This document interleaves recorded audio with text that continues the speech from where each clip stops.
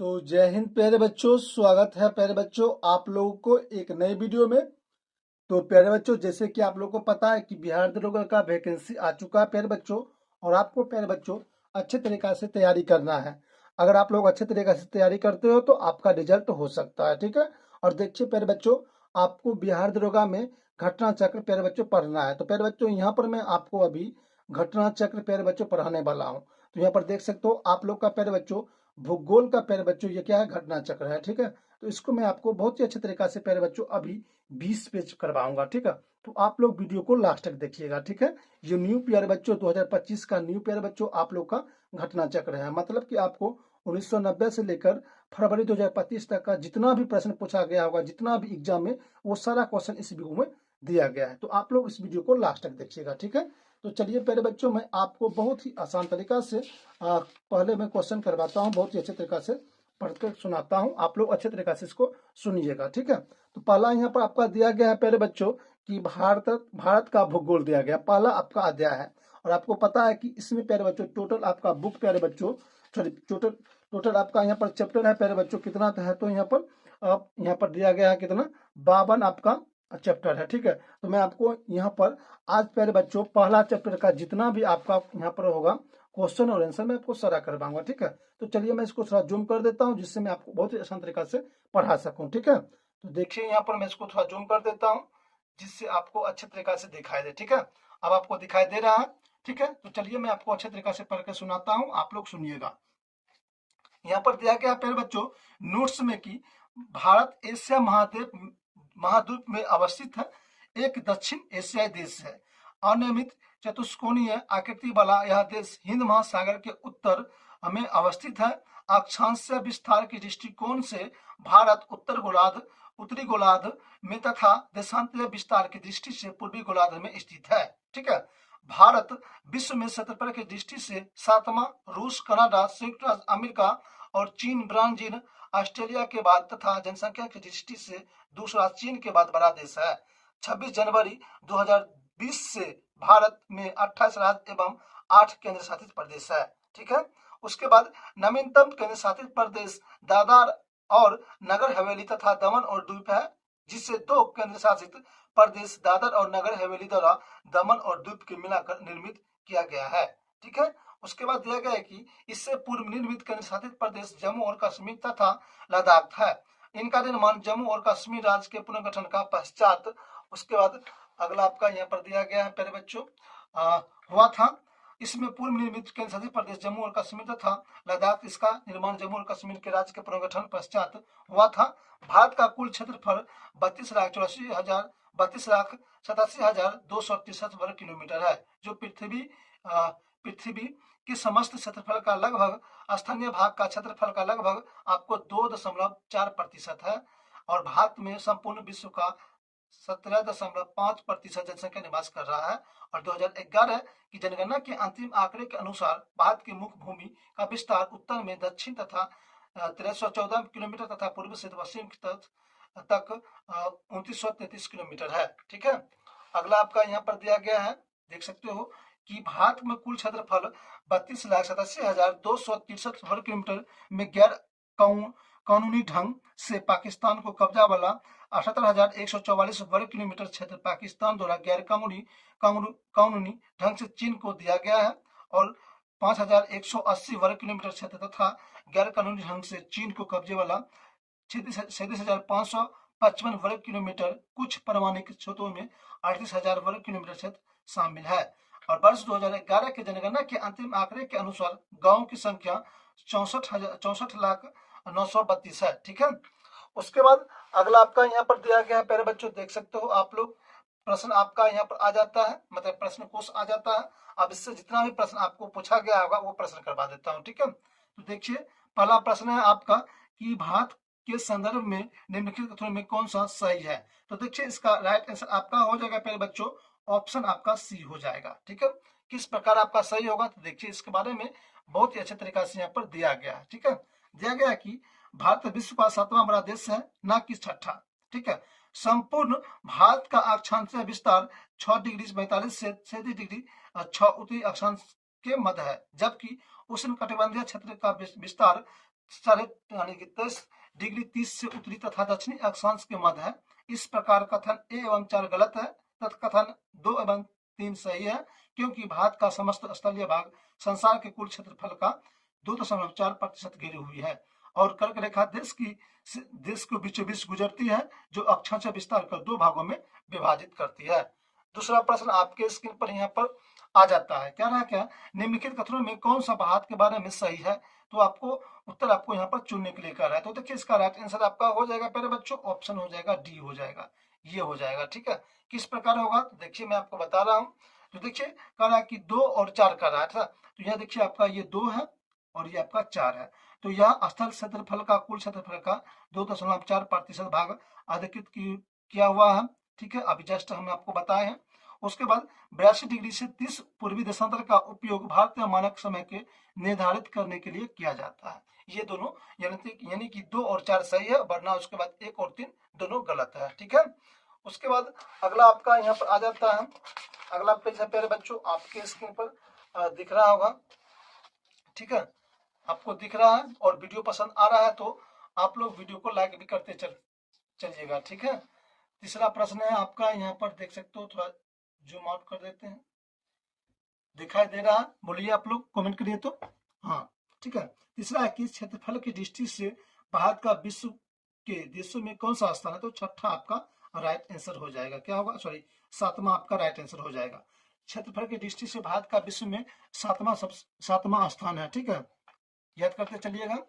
उसके बाद अगला प्रश्न है आपका 4 नंबर, भारतवर्ष आकार में विश्व का कैसा है।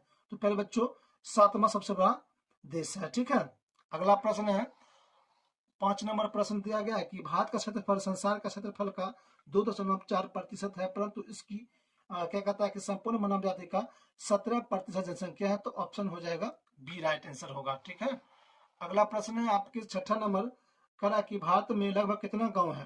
तो अभी जस्ट हम आपको बताएं प्यारे बच्चों, भारत में गांव की संख्या कितना है, तो 64,932,000। ठीक है, यानी कि ऑप्शन नंबर डी होगा राइट आंसर, यानी कि इसका राइट आंसर हो जाएगा आपका प्यारे बच्चों 64,932,000। ठीक है, इसको आपको याद रखना होगा, भारत में गांवों की संख्या। ठीक है, अगला आपका यहाँ पर चला था प्यारे बच्चों, देख सकते हो थोड़ा प्रॉब्लम है प्यारे बच्चों, क्योंकि जो आप लोग जिस तरह से पढ़ना चाहते हैं उस तरह से हम आपको नहीं पढ़ा पाते हैं, क्योंकि प्यारे बच्चों मेरे पास उतना सुविधा नहीं है।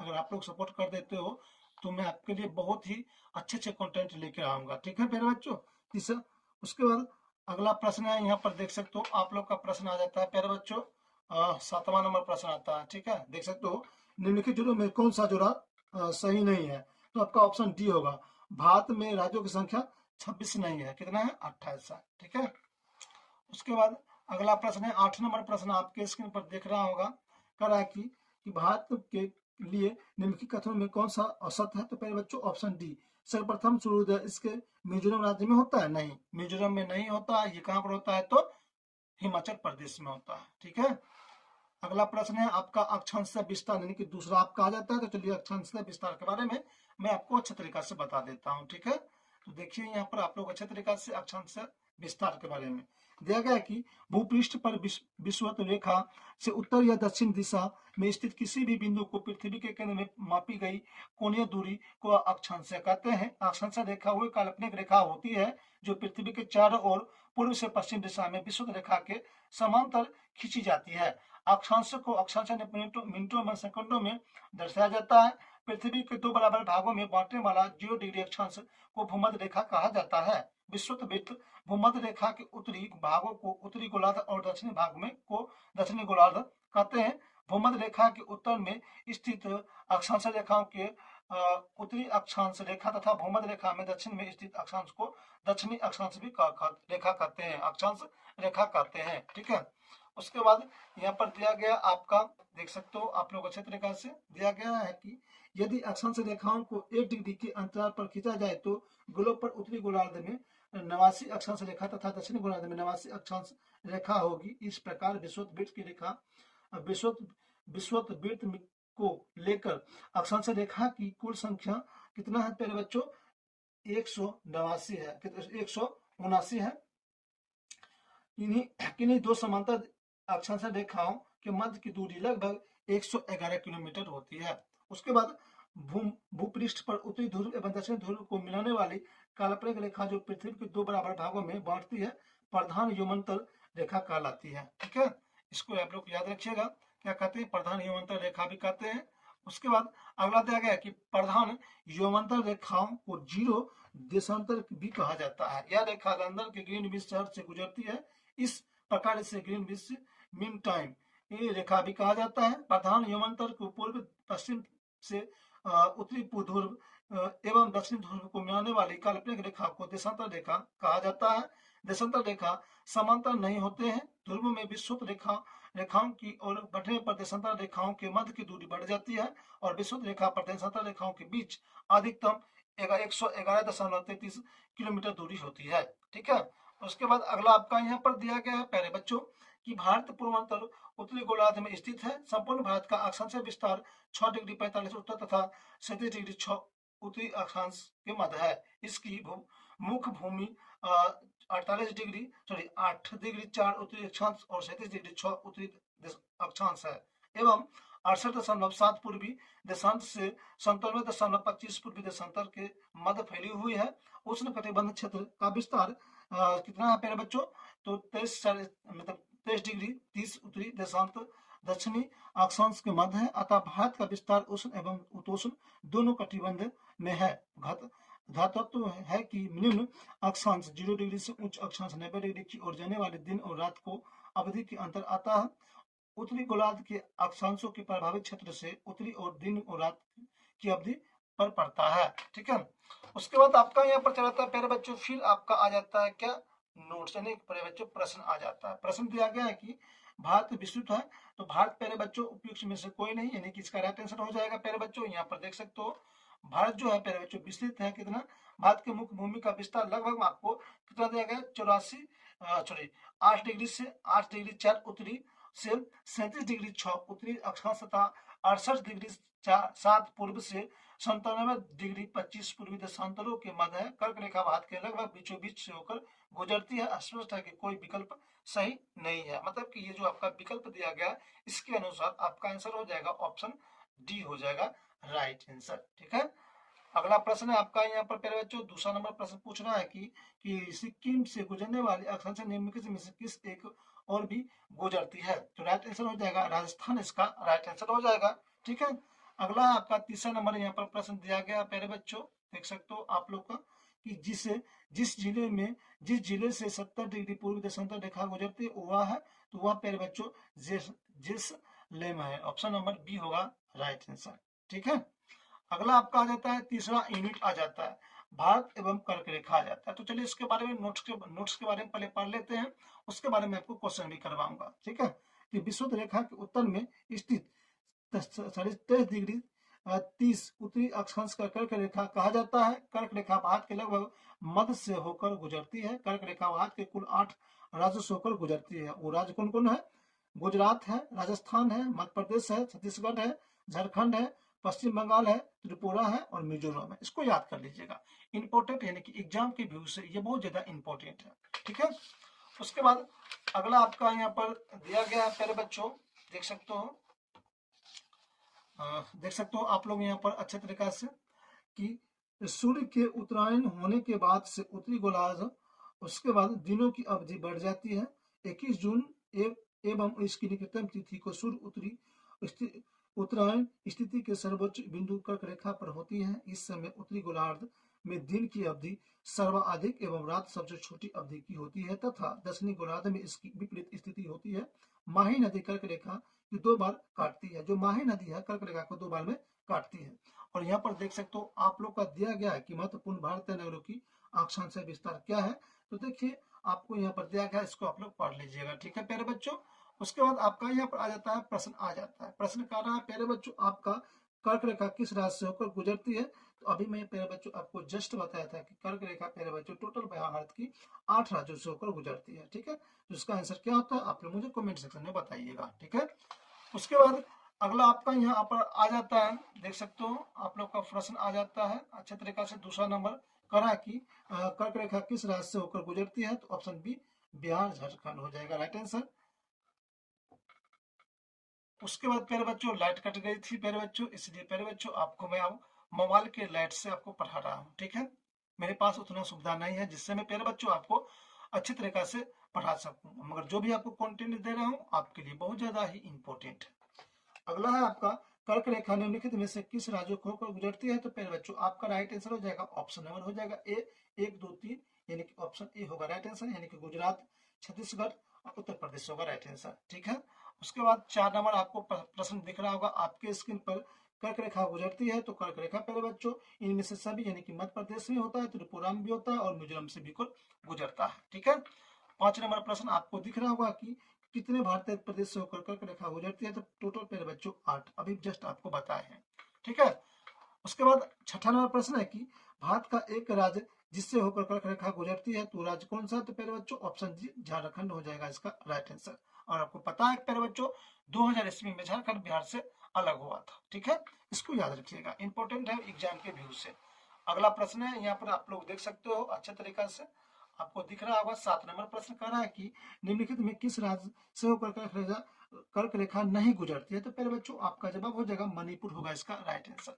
ठीक है, 8 नंबर प्रश्न आपको दिख रहा होगा निम्नलिखित में कौन कर्क रेखा से निकटतम दूरी पर स्थित है? तो राइट आंसर हो जाएगा गांधीनगर होगा राइट आंसर।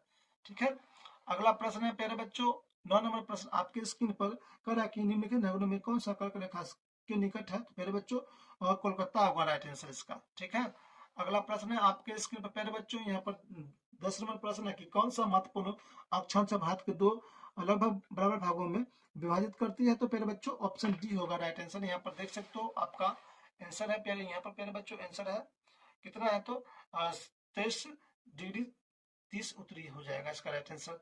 11 नंबर प्रश्न आपको स्क्रीन पर दिख रहा होगा निम्नलिखित में कौन सा और सत्य है? क्या कहता है कौन सा सत्य है? तो प्यारे बच्चों आपका जवाब हो जाएगा ऑप्शन नंबर डी हो जाएगा राइट आंसर, यानी कि 1 और 4, यानी कि 1 और हो जाएगा बाद 4 हो जाएगा, मतलब कि कर्क रेखा भारत के 2 हिस्सों में बांटती है और उसके बाद भारत में सबसे पूर्वी और सबसे पश्चिमी बिंदुओं को जोड़ने वाली रेखा को उत्तर में स्थित होती है। ठीक है, अगला आपका यहाँ पर प्रश्न संख्या आपका आता है प्यारे बच्चों 12 नंबर, निम्नलिखित में कौन सा भारतीय राज्य कर्क रेखा के उत्तर में स्थित है? तो प्यारे बच्चों मणिपुर होगा राइट आंसर। ठीक है, अगला प्रश्न है आपके स्क्रीन पर जून माह में निम्न स्थानों में से कहां पर दिन की अवधि अवधि अधिक होती है? तो आपका राइट आंसर हो जाएगा प्यारे बच्चों दिल्ली होगा इसका राइट आंसर, यानी कि उत्तर पीसीएस में से मेरे क्वेश्चन पूछा गया है। और देखिए जितना भी क्वेश्चन करवाए हैं वो एग्जाम में पूछा गया है। ठीक है, इसको आप लोग अच्छे तरीके से इसको पढ़िएगा। ठीक है, और लास्ट तक देखिएगा प्यारे बच्चों वीडियो को। ठीक है ना, उसके बाद अगला प्रश्न यहाँ पर आपका आ जाता है प्यारे बच्चों, देख सकते हो कि 14 नंबर प्रश्न आपको स्क्रीन पर दिख रहा होगा, दिख रहा है प्यारे बच्चों। 14 नंबर प्रश्न कह रहा है कि निम्नलिखित में कौन सा शहर कर्क रेखा से सबसे निकट स्थित है? प्यारे बच्चों जबलपुर होगा राइट आंसर। ठीक है, इसको आप लोग एक बार देख लीजिएगा, एक बार अच्छे तरीके से इसको प्यारे बच्चों पढ़ लीजिएगा। ठीक है, उसके बाद 15 नंबर प्रश्न है यहाँ पर निम्नलिखित भारत की नदियों में कौन सा कर्क रेखा के दो बार करती है पार करती है? तो पहले बच्चों आपका जवाब हो जाएगा माही नदी है। ठीक है, राइट आंसर। ठीक है, अब आप लोग का यहाँ पर आ जाता है पहले बच्चों यूनिट आपका 4 आ जाता है कि मानक समय आ जाता है। तो चलिए इसके बारे में अच्छे तरीके से आपको बता देता हूँ, आप लोग अच्छे तरीके से इसको कवर करते चलिएगा। ठीक है, कहा गया है कि भारत के प्रमाणित मध्य रेखा अथवा भारतीय मानक रेखा IST 82 डिग्री से 30 पूर्वी देशांतर से लिया जाता है। यह देशांतर रेखा मिर्जापुर इलाहाबाद वर्तमान प्रयागराज के निकट है से है गुजरती है। भारतीय मानक समय IST Indian standard time Greenwich मध्य समय GMT ग्रेव्स मेन्स टाइम्स से 5 घंटा 30 मिनट के आगे होता है। ठीक है, उसके बाद आपका यहाँ पर दिया गया है प्यारे बच्चों, आपको दिख रहा होगा, देख सकते हो आप लोग यहाँ पर दिया गया है क्या यहाँ पर ध्यान है कि विश्व के देश द्वारा आपसी सहमति के अंतर्गत मानक यमंतर को 60 डिग्री 30 और उसके बाद 7 डिग्री 30 बराबर 30 मिनट देशांतर के गुणांक पर चुना जाता है। भारत के बृहत देशांतर विस्तार के कारण गुजरात पश्चिम छोर से अरुणाचल प्रदेश के पूर्वी छोर के बीच स्थानांतर समय लगभग 2 घंटे का अंतर पाया जाता है। अतः प्रशासनिक एवं अन्य कार्यों में कठिन से बचने हेतु 82 डिग्री 30 पूर्वी यमंतर देशांतर के को भारत का मानक यंत्र चुना गया है। ठीक है, यहाँ पर देख सकते हो आप लोग मात का नक्शा हम देख सकते हो अच्छे तरीका से आपको यहाँ पर बताया गया, ठीक है, देख लीजिएगा। उसके बाद आपका यहाँ आ जाता है प्यारे बच्चों कि भारतीय मानक समय के यमंतर रेखा उत्तर दक्षिण उत्तर प्रदेश, मध्य प्रदेश, छत्तीसगढ़, उड़ीसा और आंध्र प्रदेश कुल 5 प्रदेश से होकर गुजरती है। भारत प्रधान यमंतर 0 डिग्री के पूर्वी और पश्चिम दोनों और 80 डिग्री 180 डिग्री तक देशांतर रेखा होती है तथा कुल मिलाकर देशांतर रेखा की संख्या 360 तक होता है। सभी देशांतर रेखाओं और पृथ्वी के 2 बराबर भागों में विभाजित करता है। ग्रीनविच या प्रधान यमंतर रेखा के पूर्व में 180 तक सभी देशांतर का पूर्वी देशांतर के एवं पश्चिमी की ओर है और 180 तक सभी देशांतर को पश्चिमी देशांतर भी कहा जाता है। उसके बाद पृथ्वी 24 घंटा में क्या कहता है, पृथ्वी 24 घंटा में 1440 मिनट में 360 डिग्री घूम जाता है तथा कुल देशांतर रेखाओं की संख्या 360 है तथा एक देशांतर घूमने के लिए 4 मिनट का लगता है समय, जो यहाँ पर देख सकते हो। इस प्रकार प्रत्येक देशांतर पर 1 घंटे का अंतर होता है। सूर्य पूर्व की उत्तर होता है क्योंकि पृथ्वी पश्चिम की ओर होती है, ठीक है। उसके बाद अगला आपका यहाँ पर दिया गया है क्या, पश्चिम से पूर्व अपनी धुरी पर घुमा रहता है और 0 डिग्री प्रधान यमंतर से पूर्व की ओर जाने पर समय जीएमटी से आगे और पश्चिम की ओर जाने पर क्रमशः जीएमटी से पीछे होता है, ठीक है।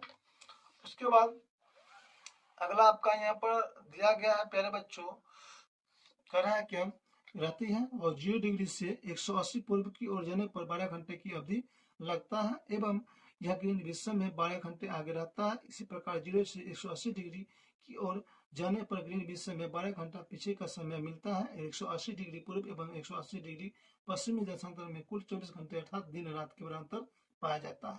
भूपृष्ठ पर 180 पूर्व के पश्चिमी यमंतर के लगभग 7 स्थल खंडों को छोड़ने पर निर्धारित होता है।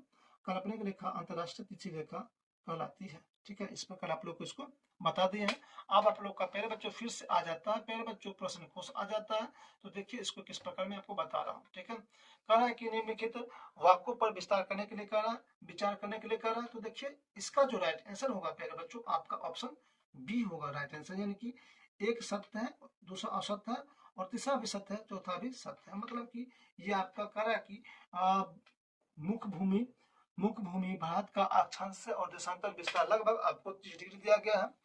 दूसरा है गुजरात से अरुणाचल प्रदेश के बीच 2.5 घंटे की अंतर होता है और 82 डिग्री से 30 पूर्वी भारत का मानक देशांतर रेखा होता है और यहाँ पर मानक देशांतर रेखाओं के समय की भारत के लिए मानक समय माना जाता है। उसके बाद यही होगा यानी कि ऑप्शन ए यानी कि ऑप्शन बी होगा राइट आंसर, ठीक है। लाइट आ चुकी है प्यारे बच्चों, तो चलिए आप होते अच्छे तरीके से कुछ और पढ़ा देते हैं आपको, ठीक है।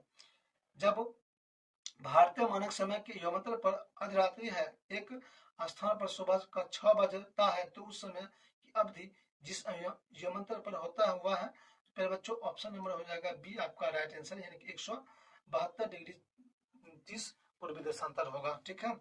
नेक्स्ट क्वेश्चन है आपके स्क्रीन पर यहाँ पर दिख रहा होगा प्यारे बच्चों, तीसरा नंबर प्रश्न आपको कि गुजरात के सबसे पश्चिमी गांव और अरुणाचल प्रदेश में सबसे पूर्वी छोर पर स्थित क्या कर रहा है कि स्थित वॉलिंग के समय में कितने घंटे का अंतराल होता है। तो प्यारे बच्चों आपका जवाब हो जाएगा ऑप्शन नंबर हो जाएगा बी 2 घंटे का होता है, ठीक है।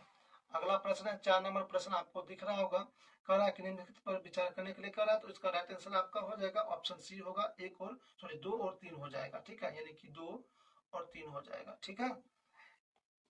अगला प्रश्न की ओर चलते हैं प्यारे बच्चों, आपको लेकर देख सकते हो आप लोग का अगला प्रश्न यहाँ पर आ जाता है।